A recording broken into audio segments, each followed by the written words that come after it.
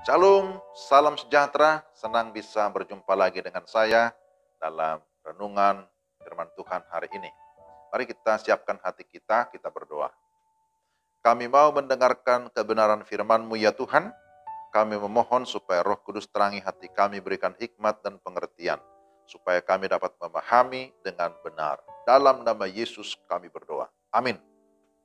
Firman Tuhan dari kitab Yosua.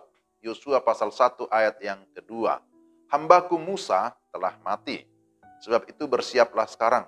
Seberangilah sungai Yordan ini, engkau dan seluruh bangsa ini, menuju negeri yang akan kuberikan kepada mereka, kepada orang Israel itu. Demikian firman Tuhan. Tema kita berjalan dengan iman. Saudara-saudara, saya yakin bahwa kita sudah pernah mendengarkan bagian ini. Melalui teks ini, kita akan belajar dari seorang tokoh Alkitab yang bernama Yosua. Tuhan memakai dia menjadi seorang pemimpin yang menggantikan atau meneruskan kepemimpinan Musa. Akan tetapi dia harus melewati perjalanan yang tidak mudah, karena tantangan sudah ada di depan mata. Bagaimana Yosua dapat berhasil menjalankan tugas kepemimpinan yang dipercayakan kepadanya? Kita melihat beberapa hal berikut ini. Pertama, bahwa dia berjalan atau melangkah dengan iman. Tuhan memberikan perintah kepada Yosua untuk menyeberangi sungai Yordan dan menginjak setiap tanah yang akan diberikan Tuhan kepada mereka. Nah, ini merupakan langkah iman yang harus dilalui oleh Yosua dan Israel. Mereka harus berani melangkah tanpa Musa. Artinya tidak bisa lagi mengharapkan Musa, karena memang Musa sudah tidak ada. Tindakan ini adalah prinsip yang Tuhan inginkan dalam kehidupan orang-orang beriman, bahwa kita harus berani berjalan dengan iman, dan kita percaya ketika kita berjalan atau melangkah dengan iman, maka Tuhan akan menyertai. Maka yang kedua, kita melihat jaminan penyertaan Tuhan. Ada 3 jaminan yang diberikan Tuhan kepada Yosua sebagai bukti penyertaannya. Pertama, bahwa Tuhan memberikan dia kewibawaan ilahi. Tuhan berfirman, tidak ada seorang pun yang dapat bertahan menghadapi engkau. Bahwa Tuhan yang memilih Yosua, Tuhan ada di dalam diri Yosua, Tuhan memberikan dia wibawa ilahi. Yang kedua, kehadiran Tuhan. Bahwa Tuhan berfirman, demikianlah aku menyertai engkau. Yosua tidak sendirian, Tuhan ada bersama-sama dengan dia. Sekalipun dalam masa-masa yang sukar dalam perjalanan, tapi di sana ada kehadiran ilahi. Yang ketiga, bukti penyertaan Tuhan.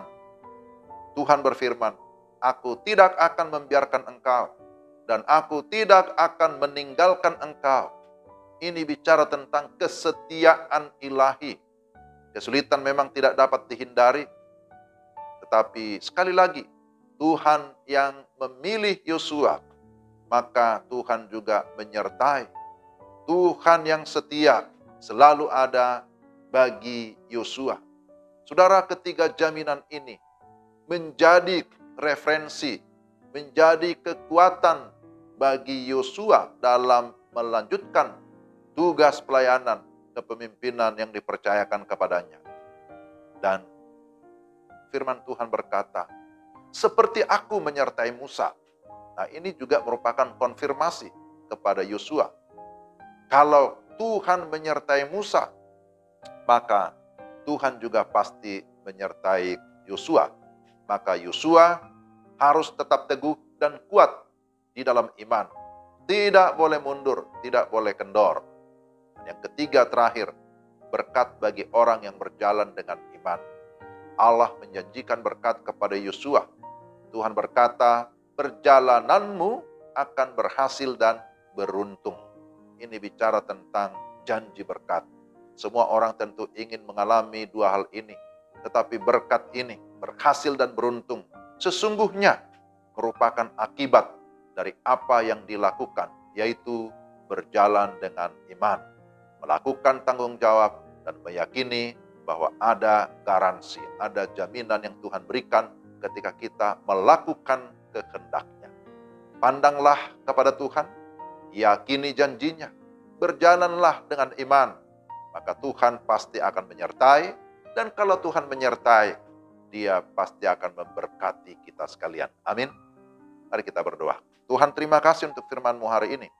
Kiranya Roh Kudus menolong kami, supaya kami tidak hanya mendengar, tapi kami dapat menerapkan di dalam hidup kami sehari-hari, bahwa kami terus berjalan dengan iman. Dalam nama Tuhan Yesus kami berdoa dan mengucap syukur. Amin. Sampai di sini renungan kita. Tuhan memberkati Bapak, Ibu, Saudara sekalian. Shalom.